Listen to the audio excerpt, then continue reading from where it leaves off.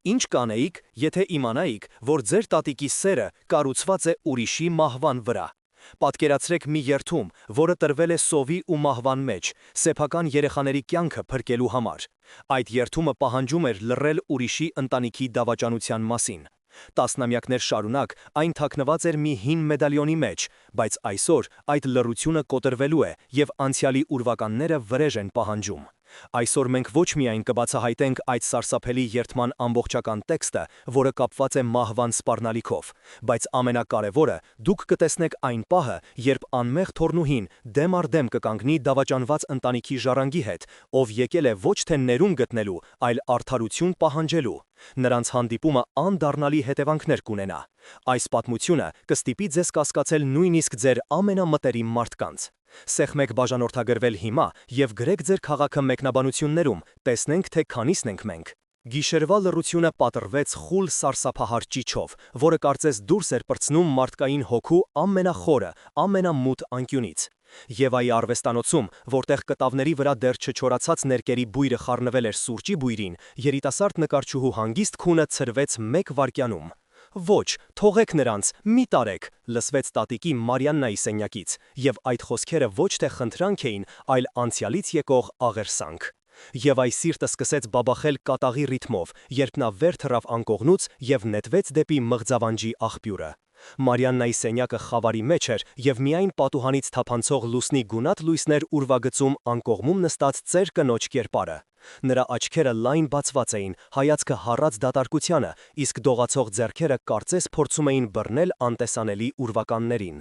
«Տատիկ, ինչ պատահեց, էլի այն երազը», շշնջաց Եվան, քնքշորեն գրկելով նրան։ Բայց Մարիաննան դեռ այնտեղ չէր, նա գտնվում էր տասնամյակների հեռավորության վրա, մի սառը ձյունոտ գիշերվա մեջ։ Սառն էր, ձյուն էր գալիս, երեխաները լացում էին, կոտրատված ձայնով կրկնում էր նա։ Եվան փորձում էր նրան վերադարձնել ներկա, հանգստացնել, բայց զգում էր, որ այս սարսափը ավելին է, քան պարզապես վատ երազ։ Սա հիշողություն էր, որը շարունակում էր ապրել և թունավորել նրա գիշերները։ Նրանք միշտ գալիս են, Եվա ջան, անցյալի ստվերները երբեք չեն հեռանում, վերջապես ասաց Մարիաննան, գալով գիտակցության, և նրա աչքերում մի պահ փայլատակեց այնպիսի վիշտ, որը կարող էր քարացնել։ Եվայի առաջարկը խոսել այդ մասին բախվեց սառը անթափանց պատին։ Կան բաներ, որոնց մասին լռելն ավելի լավ է։ Որոշ դռներ պետք է փակ մնան ընդմիշտ։ Առավոտյան, երբ արևի շողերը փորձում էին ցրել գիշերվա ստվերները, խոհանոցում տիրում էր արհեստական հանգստություն։ Մարիաննան կրկին իր սովորական դերում էր, հանգիստ ու իմաստուն տատիկի։ Բայց երբ Եվան, փորձելով փոխել մթնոլորտը, հայտնեց իր մտադրության մասին, այցելել իրենց հայրենի գյուղում ապրող հին ծանոթին, պարոն Սարգսին, այդ դիմակը ճաք տվեց։ Մարիաննայի ձեռքի բաժակը սկսեց դողալ, դեմքը գունատվեց։ Այդ գյուղը… Ոչ, այնտեղ գնալ չի կարելի, նրա ձայնը կտրուկ էր ու սառը։ Նրա համար այդ վայրը ոչ թե հայրենիք էր, այլ վատ հիշողությունների և ցավի մի տաճար, որի քարերն անգամ հիշում էին սարսափը։ Ես քեզ արգելում եմ գնալ, ասաց նա, առաջին անգամ իրենց հարաբերություններում օգտագործելով այդ բառը։ Եվայի զարմացած հարցին, թե ինչն է նրան այդքան վախեցնում, պատասխանը եղավ ավելի խորհրդավոր ու սարսափազդու։ Եթե սիրում ես ինձ, չես գնա։ Որոշ երդումներ կնքված են ոչ թե թանաքով, այլ արյունով, և դրանք խախտել չի կարելի, երբեք։ Այս խոսքերից հետո նա դուրս եկավ խոհանոցից, թողնելով Եվային մենակ իր մտքերի, աճող անհանգստության և մի սարսափելի հարցի հետ, ինչ արյունոտ երդման մասին էր խոսում իր սիրելի տատիկը։ Այդ հարցը նրան հանգիստ չէր տալիս։ Իր արվեստանոցում նա փորձում էր նկարել, բայց վրձինը չէր ենթարկվում, գույնները մռայլ էին, իսկ մտքերը պտտվում էին տատիկի խորհրդավոր խոսքերի շուրջ։ Նրա ընկերուհին Անահիտը փորձում էր ամեն ինչ բացատրել ծերության և պատերազմի թողած տրավմաներով, բայց Եվան զգում էր, որ սա ավելին է։ Նա հանեց հին ֆոտոալբոմը անցյալում պատասխաններ փնտրելու ապարդյուն հույսով, և հենց այդտեղ, սև-սպիտակ նկարների մեջ, նա գտավ մի բան, որը երբեք չէր տեսել։ Երիտասարդ Մարիաննան կանգնած էր մի անծանոթ ընտանիքի կողքին, և նրա հայացքում կար մի տարօրինակ լարվածություն, մի թաքնված վախ, որը բոլորովին չէր համապատասխանում խաղաղ տեսարանին։ Հենց այդ պահին սենյակ մտավ Մարիաննան։ Տեսնելով բաց ալբոմը և այն լուսանկարը, որին նայում էին աղջիկները, նրա դեմքը քարացավ։ Նա կտրուկ քայլերով մոտեցավ, խլեց ալբոմը Եվայի ձեռքից և փակեց այն։ «Ովքեր են այս մարդիկ, տատիկ», հարցրեց Եվան։ «Անցյալի ուրվականներ, մարդիկ, որոնց պետք է մոռանալ», սառցե ձայնով պատասխանեց Մարիաննան, վերջնականապես համոզելով Եվային, որ այս գաղտնիքի պիսո թաքնված է մի սարսափելի ճշմարտությունը։ Անտեսելով տատիկի խիստ արգելքը, Եվան մի քանի օր անց ճանապարհ ընկավ դեպի լեռնային գյուղ։ Յուրաքանչյուր կիլոմետրի հետ նրա մեղքի զգացումը խառնվում էր աճող հետաքրքրությանը։ Գյուղը նրան դիմավորեց փոշոտ ճանապարհներով, քարե տներով և անցյալի հոտով։ Բայց նրա ուշադրությունը գրավեց ոչ թե բնությունը, այլ փողոցի մյուս կողմում կայանված մուգ գույնի մեքենան և դրա ղեկին նստած երիտասարդ տղամարդը։ Նրա անունը Դավիթ էր, և թեև Եվան դա դեռ չգիտեր, նա զգաց նրա հայացքը իր վրա, սառը, ուշադիր և լի անթաքույց վճռականությամբ։ Մի պահ նրանց հայացքները հանդիպեցին, և Եվայի սրտով մի տագնապալի սարսուռ անցավ։ Ո՞վ էր նա և ինչու էր այստեղ։ Թափ տալով անհանգիստ մտքերը, նա թաքեց պարոն Սարգսի դուռը։ Ծերունին նրան դիմավորեց ջերմ ժպիտով, բայց երբ Եվան զգուշորեն փորձեց խոսակցություն սկսել անցյալի, պատերազմի և տատիկի մասին, Սարգսի դեմքը մռայլվեց։ Նա խոսում էր ընդհանուր բառերով, սովի դժվարությունների մասին, իսկ Մարիաննայի մասին ասաց միայն մի խորհրդավոր արտահայտություն. «Քո տատիկը արեց այն, ինչ պետք էր իր երեխաներին փրկելու համար»։ Եվ ամեն անգամ, երբ Եվան փորձում էր խորանալ, ծերունին հմտորեն փոխում էր թեման։ Ավելի ուշ, երբ Եվան զբոսնում էր գյուղի նեղ փողոցներով, նա նորից տեսավ Դավթին։ Այս անգամ նա խոսում էր գյուղի ծերունիներից մեկի հետ, և Եվան, թաքնվելով անկյունում, կարողացավ որսալ մի քանի բառ՝ գալստյան, դավաճանություն, այն օրը։ Այդ բառերը կարծես շիկացած երկաթով դաջվեցին նրա ուղեղում։ Այդ անծանոթը հետաքննում էր իր տատիկի անցյալը։ Վտանգը դառնում էր ավելի քան շոշափելի։ Վերադառնալով Սարգսի տուն, նա օգնեց ծերունուն մաքրել հին ձեղնահարկը։ Փոշու և հնության մեջ, դարակի խորքում, նա նկատեց մի փոքրիկ փայտե տուփ։ «Ախ, սա քո տատինն է», ասաց Սարգիսը։ Երբ նրանք հեռանում էին գյուղից, շտապելուց մոռացել էր այստեղ։ Նա մաքրեց տուփի փոշին և մեկնեց Եվային։ «Վերցրու բալես, գուցե մեջը նրա համար կարևոր բան կա»։ Եվան վերցրեց տուփը։ Այն թեթև էր, բայց նրա ձեռքերում այն կշռում էր, որպես մի ամբողջ ճակատագիր։ Նա զգում էր, որ սա այն բանալին է, որը կբացի այն դուռը, որը տատիկն այդքան տարի փակ էր պահում։ Վերադառնալով Երևան, Եվան սպասեց մինչև տատիկը քնի։ Գիշերվա լռության մեջ, իր արվեստանոցում, նա վերջապես համարձակվեց բացել փայտե տուփը։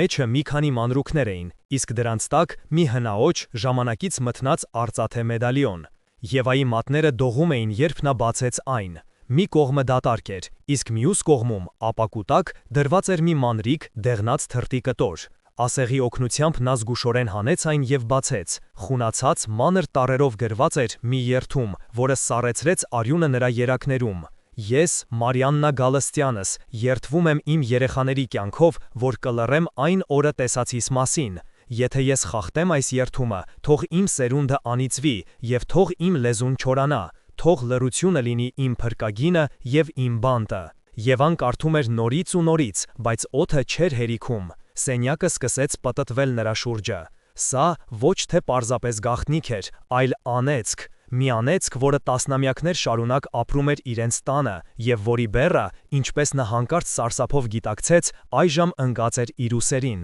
Երդման բառերը դաջվեցին Եվայի ուղեղում, սառը, անողոք և վերջնական։ Նրա աշխարհը, որը մինչ այդ լի էր գույներով ու լույսով, հանկարծ սևացավ ու փլուզվեց։ Այն սիրող տատիկը, որի համար նա պատրաստ էր ամեն ինչի, վերածվեց մի անծանոթ սարսափազդու կերպարի, մի կնոջ, որը իր երեխաների կյանքով երդվել էր լռել ինչ-որ սոսկալի ճշմարտության մասին։ Այդ գիշեր Եվան աջ չկպցրեց։ Մեդալիոնը սեղմած ձեռքին, նա նստած էր իր արվեստանոցում,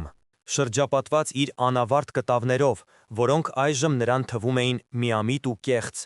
Ինչպես կարող էր նա նկարել գեղեցկություն, երբ իր ընտանիքի հիմքում դրված էր այսպիսի մութ գաղտնիք։ Հաջորդ օրը նրա ընկերուհին Անահիտը գտավ նրան հյուծված ու գունատ։ Եվան, չկարողանալով այլևս իր մեջ պահել այդ ծանր բեռը, ցույց տվեց նրան երդման գրությունը։ Անահիտը, որը միշտ գտնում էր տրամաբանական բացատրություններ ամեն ինչի համար, այս անգամ լուռ էր։ Նա կարդաց տողերը մի քանի անգամ, և նրա դեմքին արտացոլվեց շփոթմունք ու անհանգստություն։ «Եվա, սա կարող է ինչ-որ թյուրիմացություն լինել», վերջապես ասաց նա, բայց նրա ձայնը համոզիչ չէր։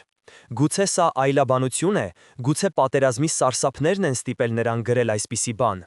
Բայց Եվան գլուխը թափահարեց։ Նա հիշեց տատիկի սարսափը, նրա խոսքերը, արյունոտ երդման մասին, գյուղում տեսած անծանոթ տղամարդուն, որը հարցուփորձ էր անում իր տատիկի մասին։ Ամեն ինչ կտոր-կտոր հավաքվում էր մի սարսափելի խճանկարի մեջ։ Ես պետք է իմանամ ճշմարտությունը, Անի, ասաց Եվան վճռականորեն։ Ես պետք է գտնեմ այն օրագիրը, որի մասին խոսվում է երդման մեջ։ Նրա որոնումները սկսվեցին տան ամենահին, ամենամոռացված անկյուններից։ Նա զգուշորեն, փորձելով չգրավել տատիկի ուշադրությունը, քրքրում էր հին սնդուկները, պահարանների խորքերը, ձեղնահարկի փոշոտ իրերը։ Ամենուր նրան դիմավորում էր անցյալի հոտը, նավթալինի, հին թղթի և չորացած խոտերի։ Նա գտնում էր իր պապիկի նամակները ռազմաճակատից, իր հոր մանկական նկարները, բայց օրագրից հետք անգամ չկար։ Օրերն անցնում էին, և Եվայի հուսահատությունը խորանում էր։ Նա զգում էր իրեն որպես դավաճան, որը թաքուն փորփրում էր իր ամենամտերիմ մարդու անցյալը, բայց միևնույն ժամանակ չէր կարողանում կանգ առնել։ Մի օր, երբ Մարիանան գնացել էր հարևանուհուն տեսնելու, Եվան որոշեց ստուգել տատիկի ննջասենյակը, վայր, որը նրա համար միշտ սրբազան էր եղել։ Նա մոտեցավ հին փայտե զգեստապահարանին, որի հայելին չաքչքված էր ժամանակից։ Ներքևի գզրոցը փակ էր, Եվան երբեք այն բաց չէր տեսել։ Զգուշորեն փորձելով, նա հասկացավ, որ այն կողպված է, սիրտը կատաղի բաբախում էր, նա գիտեր, որ պատասխանը այնտեղ է։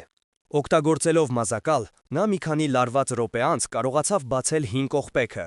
Գզրոցի մեջ, թավշե կտորի տակ, դրված էր հաստ կաշեկազմը մի տետր։ Դա օրագիրն էր։ Եվան հանեց այն։ Տետրը ծանր էր, կարծես իր էջերում պահում էր ոչ թե թանաք, այլ մարդկային ճակատագրերի ծանրությունը։ Նա նստեց անկողնու եզրին և բացեց առաջին էջը։ Գրությունը պատկանում էր իր երիտասարդ տատիկին, կոկիկ, բայց լի լարվածությամբ։ Առաջին էջերում նկարագրվում էր պատերազմի սկիզբը, սովը, որը քայլ առ քայլ մտնում էր յուրաքանչյուր տուն, և մշտական վախը։ Եվան կարդում էր, և նրա աչքի առաջ հառնում էր մի աշխարհ, որի մասին նա միայն լսել էր՝ սառը, դաժան և անողոք։ Նա կարդում էր, թե ինչպես էր Մարիաննան օրերով հերթ կանգնում մի կտոր հացի համար, ինչպես էր իր երեխաների, Եվայի հոր և հորաքրոջ, լացը լսելով, պատրաստ ամեն ինչի։ Եվ հետո, էջերը թերթելով, նա հասավ էն օրվան։ Ամսաթիվը կարմիրով ընդգծված էր։ Այսօր իմ հոգին մահացավ, այդպես էր սկսվում գրառումը։ Այնինչ նա կարդաց հետո, ստիպեց նրան շունչը պահել։ Մարիաննան մանրամասն նկարագրում էր, թե ինչպես էր թշնամու զինվորների մի խումբ մտել գյուղ, փնտրելով պարտիզաններին ապաստան տված ընտանիքներին։ Նրանք խոստանում էին ուտելիք և անվտանգություն նրան, ով կմատնի։ Սովից ու հուսահատությունից մթագնած գիտակցությամբ, լսելով իր քաղցած երեխաների լացը, Մարիաննան կայացրել էր իր սոսկալի ընտրությունը։ Նա մատնացույց էր արել իրենց հարևանների, Սարգսյանների ընտանիքի տունը, որտեղ իսկապես թաքնված էին վիրավոր պարտիզաններ։ Նա տեսել էր, թե ինչպես էին զինվորները դուրս քաշում ամբողջ ընտանիքին՝ հորը, մորը և նրանց երկու փոքրիկ երեխաներին, և գնդակահարում բոլորին իրենց իսկ տան բակում։ Որպես պարգև, նա ստացել էր մի պարկ ալյուր, որով փրկել էր իր երեխաներին։ Այդ նույն օրը գյուղի ավագները, վախենալով հետագա արյունահեղությունից, ստիպել էին նրան տալ լռության երդումը, կնքելով այն մեդալյոնի մեջ։ Եվան փակեց օրագիրը, նրա ձեռքերը սառել էին, սենյակը լցվել էր անտանելի լռությամբ։ Նրա տատիկը, իր սիրելի տատիկը, մարդասպան էր։ Ոչ, ավելի վատ, նա դավաճան էր, որը փրկել էր իր ընտանիքը, ոչնչացնելով մեկ ուրիշին։ Հենց այդ պահին հնչեց դրան զանգը։ Եվան, դեռ շոկի մեջ, մեխանիկորեն գնաց բացելու։ Շեմին կանգնած էր այն նույն երիտասարդ տղամարդը, որին նա տեսել էր գյուղում՝ Դավիթը։ Նրա հայացքը սառն ու թափանցող։ «Ես Դավիթ Սարգսյանն եմ», ասաց նա, և նրա ձայնի մեջ կար մետաղի զնգոց։ «Ես այն ընտանիքի թոռն եմ, որին ձեր տատիկը մատնեց մահվան, և ես եկել եմ պահանջելու մեր պարտքը»։ Սարգսյա՞ն։ Այդ ազգանունը որոտի պես հնչեց Եվայի գիտակցության մեջ, խլացնելով մնացած բոլոր ձայները։ Նրա ձեռքում դեռ զգացվում էր օրագրի կաշվե կազմի սառնությունը, իսկ աչքի առաջ դեռ կանգնած էին տատիկի ձեռքով գրված սարսափելի տողերը։ Անցյալն ու ներկան միախառնվեցին մի ցնցող պահի մեջ, և շեմին կանգնած երիտասարդ տղամարդը դարձավ ոչ թե պարզապես անծանոթ, այլ վրեժխնդրության կենդանի մարմնացում, ուրվական, որը եկել էր տասնամյակների լռությունը կոտրելու։ Եվան նայում էր նրա դեմքին, փորձելով գտնել ատելության նշաններ, բայց տեսնում էր միայն սառը, խորը ցավ և աներեր վճռականություն։ Ինչ պարտք, հազիվ կարողացավ կմկմալ նա, թեև պատասխանը արդեն գիտեր։ Դավթի հայացքը սահեց Եվայի ուսի վրայով դեպի սենյակի խորքը, կարծես փնտրելով մեկ ուրիշին։ Իմ պարտքը ձեր տատիկի հետ է, բայց ինչպես տեսնում եմ, դուք արդեն սկսել եք ուսումնասիրել ձեր ընտանիքի պատմությունը, ասաց նա, նայելով Եվայի ձեռքի օրագրին։ Նրա խոսքերը հանգիստ էին, բայց դրանց մեջ թաքնված սպառնալիքը շոշափելի էր։ Այդ պահին միջանցքում լսվեցին քայլերի ձայներ։ Մարիաննան էր վերադառնում։ Եվայի սիրտը սառեց։ Նա չէր կարող թույլ տալ, որ նրանք հանդիպեն, ոչ հիմա, ոչ այսպես։ Խնդրում եմ, գնացեք, շշնջաց նա, փորձելով փակել դուռը։ Մենք կխոսենք ավելի ուշ, խոստանում եմ։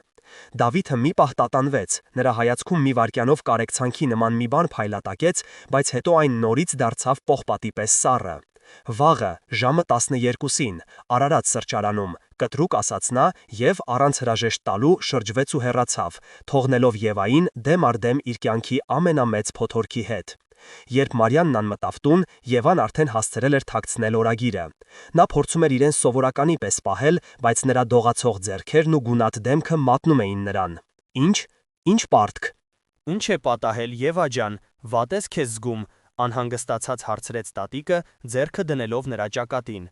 Այդ հպումը, որը միշտ ջերմություն ու հանգստություն էր բերում, այժմ Եվային այրեց։ Նա քաշվեց ետ, չկարողանալով տանել այդ մտերմությունը։ Ոչինչ, տատիկ, ուղակի մի քիչ գլուխս է պտտվում, ստեց նա, խուսափելով նրա հայացքից։ Ամբողջ երեկո նա փորձում էր գտնել ճիշտ պահը, ճիշտ բառերը, որպեսզի խոսի տատիկի հետ։ Նա ուզում էր հավատալ, որ ինչ-որ բացատրություն կա, որ օրագրում գրվածը սարսափելի թյուրիմացություն է։ Նա ուզում էր, որ տատիկը հերքի ամեն ինչ, ասի, որ Դավիթ Սարգսյանը խաբեբա է։ Ընթրիքի ժամանակ, երբ Մարիաննան պատմում էր իր հարևանուհու մասին, Եվան վերջապես խախտեց լռությունը։ Տատիկ, ես այսօր մի մարդու հանդիպեցի, նա ասաց, որ իր ազգանունը Սարգսյան է։ Գդալը, որ Մարիաննան պահում էր ձեռքին, զնգոցով ընկավ ափսեի մեջ։ Նրա դեմքից գույնը գնաց։ Մի քանի վայրկյան նա ուղղակի նայում էր Եվային, լայն բացված, սարսափահար աչքերով։ Այդ հայացքը հաստատեց Եվայի ամենավատ մտավախությունները։ Հերքում չեղավ։ Նա ինչ էր ուզում, հազիվ լսելի ձայնով հարցրեց Մարիաննան։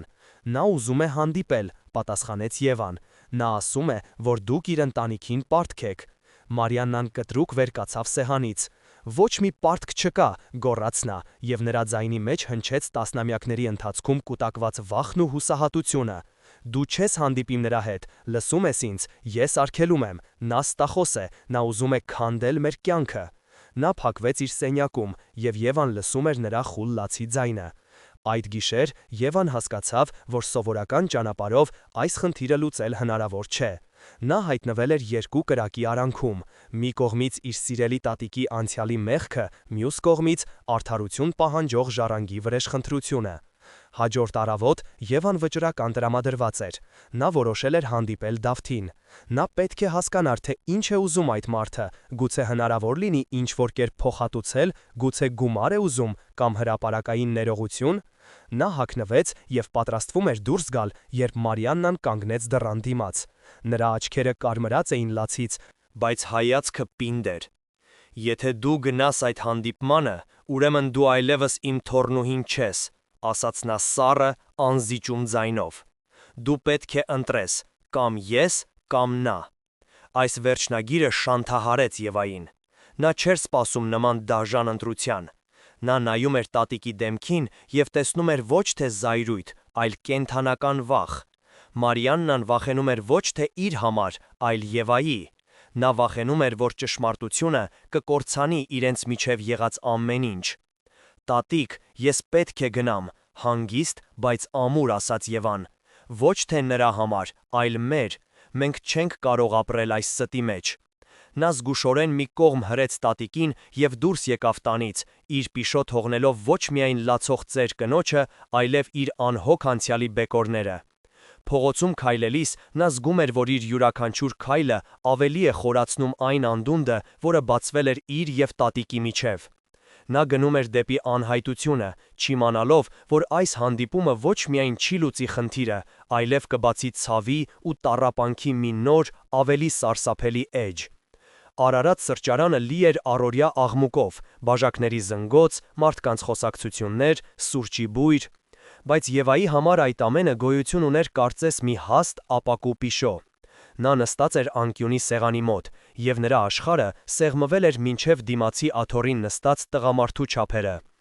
Դավիթ Սարգսյանը լուռ էր, նա չէր շտապում, նա պարզապես նայում էր Եվային սառը, գնահատող հայացքով, որը ստիպում էր Եվային իրեն զգալ մերկ ու անպաշտպան։ Եվան էր, որ առաջինը խախտեց լռությունը, նրա ձայնը դողում էր, բայց նա փորձում էր ամուր հնչել։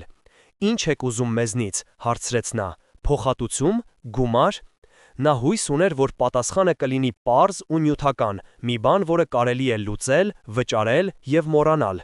Բայց Դավթի դեմքին հեգնական ժպիտի նման մի բան հայտնվեց։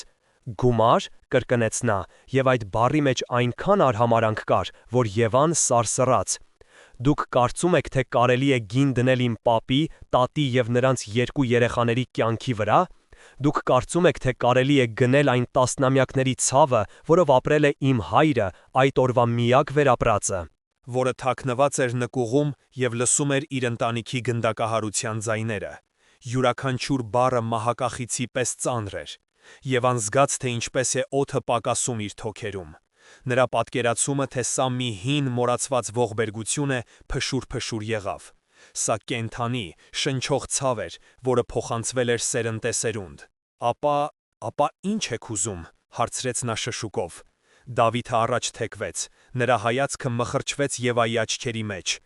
Ես ուզում եմ արդարություն։ Ես ուզում եմ, որ ձեր տատիկը, Մարիաննա Գալստյանը, հրապարակավախ խոստովանի իր արածը։ Ես ուզում եմ, որ բոլորն իմանան, թե ով է նա իրականում։ Ոչ թե սուրբ, բարի տատիկ, այլ դավաճան, որի ձեռքերին իմ ընտանիքի արյունն է։ Այդ պահանջը այնքան անհավանական էր, այնքան դաժան, որ Եվան մի պահ մտածեց, թե սխալ է լսել։ Հրապարակային խոստովանություն։ Դա կսպաներ տատիկին, դա կոչնչացներ նրանց կյանքի վերջին մնացորդները։ Դուք խելագարվել եք, ասաց նա 87 տարեկան է, դա նրան կսպանի։ Նա ավելի երկար է ապրել, քան իմ ընտանիքի անդամներից որևէ մեկը, սառը պատասխանեց Դավիթը։ Ես ձեզ ժամանակ եմ տալիս, 1 շաբաթ։ Եթե 1 շաբաթից ձեր տատիկը չխոստովանի իր մեղքը, ապա ես ինքս կանեմ, որ բոլորն իմանան ճշմարտությունը։ Ես ունեմ ապացույցներ, վկաներ գյուղում, որոնք մինչև հիմա վախենում էին խոսել, բայց հիմա պատրաստ են։ Ես կդիմեմ լրատվամիջոցներին։ Ես այս պատմությունը կդարձնեմ ձեր ընտանիքի անբաժանելի մասը, ձեր անվան հետ կապված անեծքը։ Նա վեր կացավ։ Ընտրությունը ձերն է, կամ նա կխոսի, կամ կխոսեմ ես։ Նա գնաց, թողնելով Եվային բոլորովին մենակ իր ավերված աշխարհում։ Եվան նստած էր քարացած, նրա շուրջը կյանքը շարունակվում էր, բայց նրա համար ժամանակը կանգ էր առել։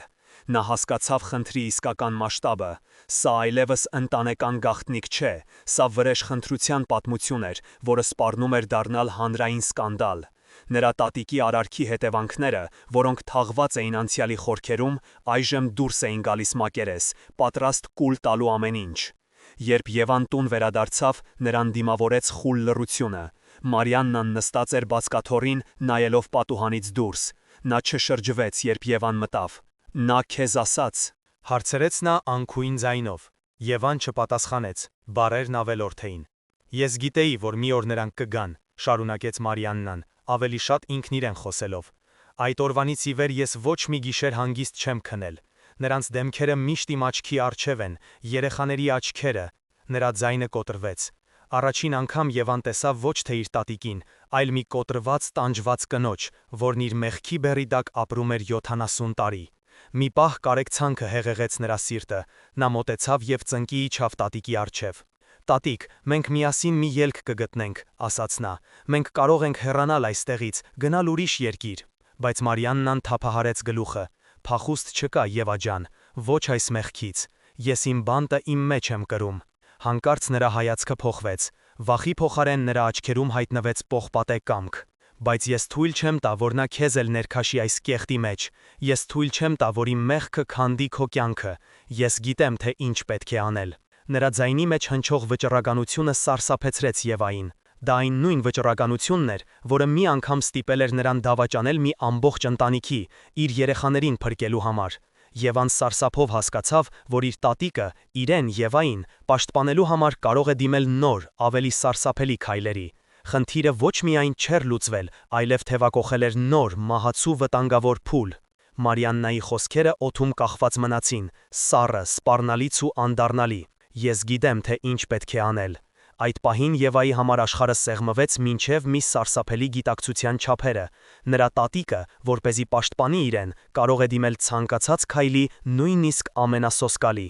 Հաջորդ 2 օրերը վերածվեցին համր տանջանքի։ Նրանք ապրում էին նույն հարկի տակ, բայց նրանց միջև գոյացել էր սառցե պատ։ Մարիաննան հանգիստ էր, չափազանց հանգիստ։ Նա զբաղվում էր իր առօրյա գործերով, բայց նրա շարժումների մեջ կար մի անսովոր, մեխանիկական ճշգրտություն, իսկ աչքերում սառը վճռականություն, որը սարսափեցնում էր Եվային։ Եվան փորձում էր խոսել նրա հետ, համոզել, որ փախուստը լուծում չէ, բայց բախվում էր լռության պատին։ Միևնույն ժամանակ Դավթի տված մեկ շաբաթյա ժամկետը անխնա սպառվում էր։ Եվան իրեն զգում էր ծուղակում, որտեղից ելք չկար։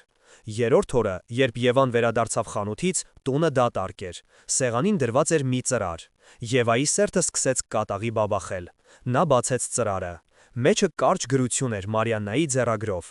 Ես գնացել եմ ամեն ինչ շտկելու, մի փնտրիր ինձ, ես քեզ սիրում եմ։ Խուճապը կլանեց Եվային։ Ինչ էր նշանակում շտկելու։ Ուր էր գնացել նա։ Միթե նա որոշել է վնասել Դավթին, կամ ավելի վատ, ինքն իրեն։ Նա սկսեց զանգահարել տատիկի բջջայինին, բայց այն անջատված էր։ Հուսահատության մեջ նա զանգեց Անահիտին, բայց ընկերուհին ոչինչ չգիտեր։ Հանկարծ նրա միտքը փայլատակեց. Պարոն Սարգիս, գյուղ։ Գուցե տատիկը վերադարձել է այնտեղ, որտեղից ամեն ինչ սկսվել էր։ Առանց մտածելու նա վերցրեց մեքենայի բանալիներն ու դուրս թռավ տանից։ Ճանապարհը դեպի գյուղ թվում էր անվերջ։ Եվան մեքենան վարում էր սահմանային արագությամբ, իսկ մտքում պտտվում էին ամենասարսափելի սցենարները։ Երբ նա վերջապես հասավ գյուղ, արդեն մթնում էր։ Նա կանգնեցրեց մեքենան պարոն Սարգսի տան մոտ։ Տան լույսերը վառվում էին։ Մի պահ թեթևացում զգալով նա շտապեց դեպի դուռը։ Դուռը բաց էր։ Նա ներս մտավ։ Հյուրասենյակում նստած էր պարոն Սարգիսը, բայց նա մենակ չէր։ Նրա դիմաց նստած էր Մարիաննան և նրանց կողքին Դավիթ Սարգսյանը։ Տեսարանն այնքան անսպասելի էր, որ Եվան քարացավ շեմին։ Նրանք խոսում էին, բայց ոչ թե վիճում, այլ զրուցում էին, հանգիստ տխուր ձայներով։ Երբ նրանք նկատեցին Եվային, զրույցը կտրվեց։ Եվա բալես, դու եկար, ասաց Մարիաննան, և նրա ձայնի մեջ չկար ոչ զարմանք, ոչ էլ վախ։ Արի, նստիր, ժամանակն է, որ դու էլ իմանաս ամբողջ ճշմարտությունը։ Եվան շփոթված նստեց։ Ինչ ճշմարտության մասին էր խոսքը։ Միթե օրագրում գրվածից ավելի սարսափելի բան կար։ Պարոն Սարգիսը խորը հոգոց հանեց և սկսեց խոսել։ Նրա ձայնը հանգիստ էր, բայց յուրաքանչյուր բառը ծանր էր տասնամյակների լռության բեռից։ Այն, ինչ գրված է օրագրում, ճիշտ է, Եվա ջան, սկսեց նա, բայց դա ամբողջ պատմությունը չէ։ Դա այն պատմությունն է, որը մենք ստեղծեցինք, որպեսզի քո տատիկը կարողանա ապրել։ Եվան ոչինչ չէր հասկանում։ Նա նայեց տատիկին, հետո Դավթին, որի դեմքն անթափանց էր։ Այն օրը, շարունակեց ծերունին, երբ զինվորները մտան գյուղ, նրանք գիտեին, որ ինչ-որ մեկը պարտիզաններ է թաքցնում։ Նրանք բռնեցին քո տատիկին և նրա 2 երեխաներին։ Նրանք զենքը պահեցին քո հոր գլխին և ասացին Մարիաննային, որ եթե նա չասի, թե ով է օգնում պարտիզաններին, իրենք կսպանեն երեխաներին նրա աչքի առաջ, իսկ հետո իրեն։ Սենյակում օդը սառեց։ Եվան զգաց, թե ինչպես է իր սիրտը բաց թողնում մի հարված։ Բայց օրագրում գրված է, որ նա մատնել է Սարգսյանների ընտանիքին, կմկմաց նա։ Այդ պահին խոսեց Դավիթը, նրա ձայնը խուլ էր զսպված հույզերից։ Իմ պապը Հակոբ Սարգսյանը գյուղի ղեկավարն էր, և նա էր, որ կազմակերպում էր պարտիզաններին օգնությունը։ Երբ նա տեսավ, թե ինչ են անում քո տատիկի հետ, նա հասկացավ, որ ընտրություն չկար, կամ կմահանա մի անմեղ կին իր երեխաների հետ, կամ… Նա լռեց։ Պարոն Սարգիսը ավարտեց միտքը։ Քո պապը դուրս եկավ իր տանից և ինքը խոստովանեց ամեն ինչ։ Նա իր վրա վերցրեց ամբողջ մեղքը։ Զինվորները, որպեսզի մյուսներին դաս տան, գնդակահարեցին ոչ միայն նրան, այլև նրա կնոջն ու 2 երեխաներին, որոնք այդ պահին բակում էին։ Նրանք խնայեցին միայն Դավթի հորը, որը թաքնված էր նկուղում։ Իսկ քո տատիկին ստիպեցին դիտել այդ ամենը, որպեսզի նա ապրի, բայց հիշի, թե ինչ արժե լռությունը։ Նրանք նրան մի պարկ ալյուր տվեցին և ստիպեցին գրել այդ օրագիրը, կեղծ խոստովանությունը և տալ լռության երդումը։ Նրանք ասացին, որ եթե նա երբևէ պատմի ճշմարտությունը, իրենք կվերադառնան եւ կավարտեն իրենց գործը, կսպանեն նրա երեխաներին։ Այդ օրագիրը ոչ թե խոստովանություն էր, այլ մահվան դատավճիռ, որը նա ստիպված էր կրել իր հետ ամբողջ կյանքում։ Եվան զգաց, թե ինչպես է հատակը գնում իր ոտքերի տակից։ Աշխարհը շուռ եկավ։ Յուրաքանչյուր բառը փշրում էր այն իրականությունը, որը նա կառուցել էր վերջին օրերի ընթացքում։ Նրա տատիկը դավաճան չէր, նա զոհ էր։ Ավելին, նա տասնամյակներ շարունակ կրել էր ուրիշի մեղքի բեռը, ապրել էր դավաճանի պիտակով, որպեսզի պաշտպանի իր երեխաներին։ Տատիկի գիշերային մղձավանջները, նրա վախը գյուղից, Դրա խորհրդավոր խոսքերը ամեն ինչ հանկարծ ստացավ իր սարսափելի տրամաբանական բացատրությունը։ Նա նայեց Դավթին։ Բայց դուք ասացիք, որ վրեժ եք ուզում, շշնջաց նա։ Ես ստիպված էի այդպես ասել, պատասխանեց Դավիթը։ Իմ հայրը մահանալուց առաջ ինձ պատմեց այս ամենը եւ խնդրեց գտնել քո տատիկին, ոչ թե վրեժ խնդիր լինելու, այլ նրան այս բեռից ազատելու համար։ Նա ասում էր, որ մեր ընտանիքի հոգիները հանգիստ չեն գտնի, քանի դեռ մի անմեղ մարդ տանջվում է մեր փոխարեն։ Բայց երբ ես գտա ձեզ, տեսա, թե որքան խորմ է թաքնված այս գաղտնիքը, ես հասկացա, որ պարզապես ասելով դուք ինչ չեք հավատա։ Ես պետք է ստիպեի ձեզ ինքներդ հասնել ճշմարտությանը։ Ես պետք է դառնայի այն չարագործը, որը կստիպեր ձեր տատիկին վերջապես խոսել։ Այդ պահին Եվան նայեց իր տատիկին։ Մարիաննան լաց էր լինում, բայց դրանք ոչ թե վշտի, այլ թեթևացման արդյունքներ էին։ 70 տարվա բանտի դռները վերջապես բացվել էին։ Եվան վեր կացավ, մոտեցավ եւ ամուր գրքեց նրան։ Այդ գրքախառնության մեջ կար ներում, հասկացողություն եւ մի սեր, որն ավելի ուժեղ էր, քան ցանկացած սուտ, ցանկացած մեղք եւ նույնիսկ մահը։ Բայց հենց այդ պահին, երբ թվում էր, թե ամեն ինչ իր տեղն է ընկնում, պարոն Սարգիսը գունատվեց եւ ասաց. «Բայց մի բան կա, որ դուք դեռ չգիտեք, այդ օրը զինվորներին գյուղ բերողը մատնիչ էր, մերոնցից մեկը, եւ նա դեռ ողջ է»։ Պարոն Սարգսի վերջին խոսքերը «եւ նա դեռ ողջ է» կախվեցին սենյակի լռության մեջ ինչպես դատավճիռ։ Այն թեթևացումը, որ Եվան զգացել էր մի քանի րոպե առաջ, փոխարինվեց սառը, սարսափազդու զայրույթով։ Ճշմարտությունը ոչ թե ազատագրել էր նրանց, այլ բացել էր անդունդի մի նոր, ավելի խորը եզր։ Իրական դավաճանը, իրական մարդասպանը, որի պատճառով երկու ընտանիքների ճակատագրեր խեղաթյուրվել էին, ապրում էր իրենց մեջ, անպատիժ եւ, հնարավոր է, անհոգ։ Այդ գիշեր ոչ ոք չքնեց։ Նրանք նստած էին պարոն Սարգսի հին տան հյուրասենյակում, եւ 70 տարվա լռությունը վերածվել էր բառերի հեղեղի։ Մարիանյան խոսում էր, առաջին անգամ ազատ արձակելով այն հիշողությունները, որոնք թունավորում էին նրա կյանքը։ Նա պատմում էր ոչ միայն այն սարսափելի օրվա, այլև դրան հաջորդած տարիների մասին, մշտական վախի, մեղքի զգացման, մարդկանց հայացքներից խուսափելու մասին։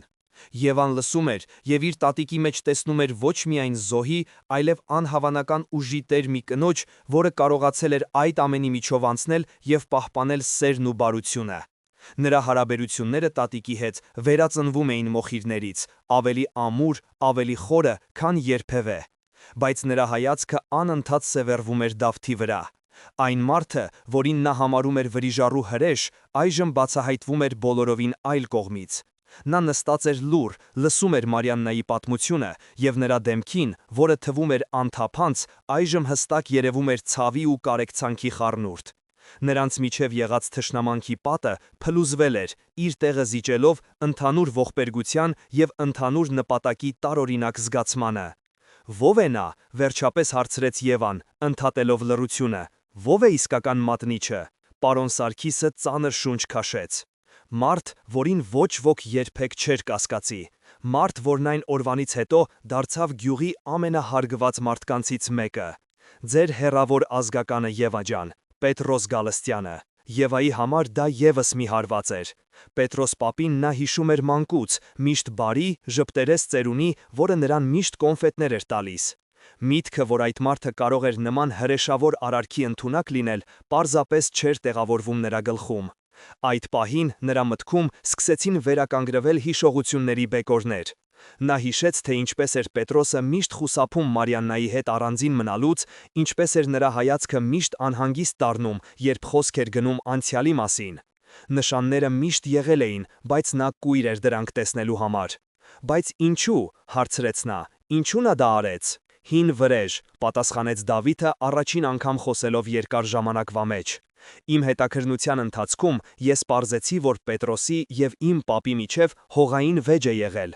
Պապս դատը շահել էր, Պետրոսը չներեց, նա օգտվեց առիթից և վրեժ լուծելու և թշնամու մոտ լավ անուն վաստակելու համար։ Այս բացահայտումից հետո սենյակում տիրեց ծանր լռություն։ Նախկին աշխարհն այլևս գոյություն չուներ։ Նրանք բոլորը՝ Եվան, Մարիաննան, Դավիթը, նույնիսկ պարոն Սարգիսը, հայտնվել էին նոր իրականության մեջ, որտեղ դերերը փոխվել էին, թշնամիները դարձել էին դաշնակիցներ, իսկ իրական չարիքը թաքնված էր բարեպաշտության դիմակի տակ։ Եվ հիմա ի՞նչ, հարցրեց Եվան, նայելով բոլորին հերթով։ Մենք չենք կարող սա այսպես թողնել, այդ մարդը պետք է պատասխան տա իր արածի համար։ Նրա ձայնի մեջ այլևս չկար նախկին միամտությունը, նրա աչքերում վառվում էր սառը, վճռական կրակ, շոկը և ցավը վերածվում էին գործողության ծարավի։ Ոստիկանությունը մեզ չի օգնի, ասաց Դավիթը, անցել է 70 տարի, ոչ մի ապացույց չկա, բացի մեր խոսքերից, Պետրոսը կհերքի ամեն ինչ։ Ուրեմն մենք ինքներս պետք է գտնենք ապացույց, ասաց Եվան, մենք պետք է ստիպենք նրան խոստովանել։ Այդ պահին ձևավորվեց նրանց նոր անսպասելի դաշինքը։ Երիտասարդ նկարչուհին, որի աշխարհը փլուզվել էր, տարեց կունը, որը վերջապես ազատվել էր իր բեռից, և վրեժխնդրության ծարավով թղամարդը, որի նպատակը փոխվել էր։ Նրանց միավորում էր ոչ միայն ընդհանուր ցավը, այլև արդարությունը վերականգնելու անսասան որոշումը։ Նրանք սկսեցին մշակել պլան։ Դա վտանգավոր խաղ էր, որտեղ յուրաքանչյուր սխալ քայլ կարող էր ճակատագրական լինել։ Նրանք գիտեին, որ Պետրոսը խորամանկ ու անողոք մարդ է, որը չի կանգնի ոչնչի առաջ իր գաղտնիքը պահպանելու համար, բայց նրանք էլ հետ քայլելու տեղ չունեին։ Այդ գիշեր հին գյուղական տանը ծնվեց մի նոր պատմություն, ոչ թե գոյատևման, այլ արդարության համար մղվող պայքարի։ Եվան նայեց իր նոր դաշնակիցներին և հասկացավ, որ այլևս երբեք նույնը չի լինի։ Նա այլևս միայն տատիկի թոռնուհին չէ, նա իր ընտանիքի պատմության պահապանն էր և արդարության մարտիկը, և նա պատրաստ էր գնալ մինչև վերջ։ Գյուղական տան լռությունը խաբուսիկ էր, այն լի էր չասված խոսքերով, կազմված պլաններով և գործողության անհագ ծարավով։ Միամիտ նկարչուհուց այլևս հետք չէր մնացել։ Եվայի մեջ արթնացել էր մի մարտիկ, որի վրձինը դարձել էր զենք, իսկ կտավը ճակատամարտի դաշտ։ Նրանց պլանը հանդուգն էր և վտանգավոր, նրանք որոշել էին Պետրոսին ներքաշել մի հոգեբանական թաքարդի մեջ, ստիպելով նրան հավատալ, որ իրենք ունեն նրա դեմ անհերքելի ապացույցներ, և ստիպելով նրան ինքնուրույն բացահայտել իրեն։ Առաջին քայլը Եվայինն էր։ Նա զանգահարեց Պետրոսին, ձայնը դարձնելով որքան հնարավոր է անհոգ։ Պետրուս պապի, բարև ձեզ, ես գյուղում եմ, տատիկիս հետ, մի հին իրենք գտել, տատս ասում է ձեզ հետ է կապված, կարող ենք երեկոյան ձեզ մոտով անցնել։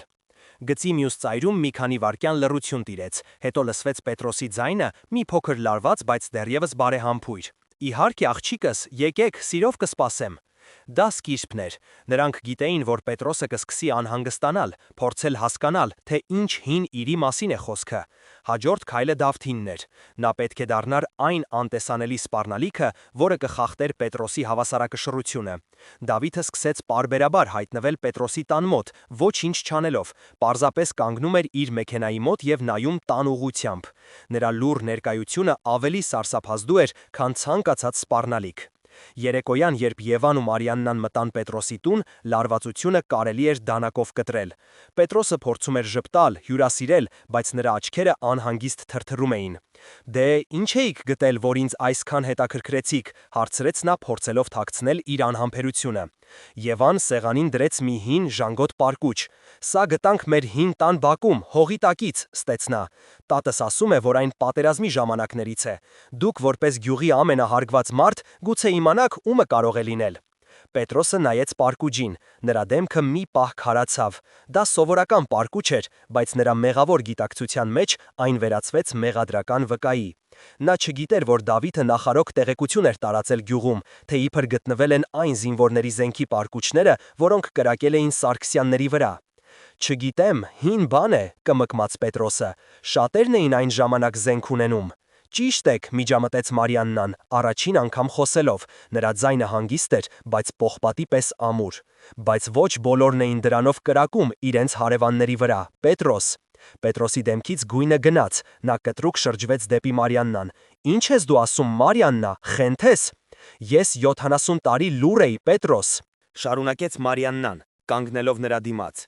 Ես կրում էի քո մեղքը, բայց այլևս ոչ։ Ես հիշում եմ ամեն ինչ։ Ես հիշում եմ քո հայացքը, երբ դու զինվորներին ցույց էիր տալիս Հակոբի տունը։ Ես հիշում եմ քո ժպիտը, երբ նրանք նրան դուրս էին քաշում։ Դու ստում ես, դու խելագարվել ես, գոռաց Պետրոսը, նահանջելով։ Ապացույցներ չկան։ Իսկապես, այդ պահին սենյակ մտավ Դավիթը։ Նրա ձեռքին հեռախոս էր, որի էկրանին երևում էր ձայնագրության նշանը։ Ձեր խոսակցությունը շատ հետաքրքիր էր, հատկապես այն մասը, որտեղ դուք չեք հերքում, այլ միայն ասում եք, որ ապացույցներ չկան։ Պետրոսը հայտնվեց թակարդում։ Նա նայում էր Մարիաննային, հետո Եվային, հետո Դավթին։ Նրա դեմքին վախը փոխարինվեց կատաղությամբ։ Նա հասկացավ, որ այս ամենը բեմադրություն էր։ Դուք ոչինչ չեք կարող ապացուցել, շնչակտուր ասաց նա։ Դա իմ խոսքն է ձեր խոսքի դեմ։ Նա նետվեց դեպի Դավիթը, փորձելով խլել հեռախոսը։ Սկսվեց քաշքշուկ։ Եվան փորձեց նրանց բաժանել։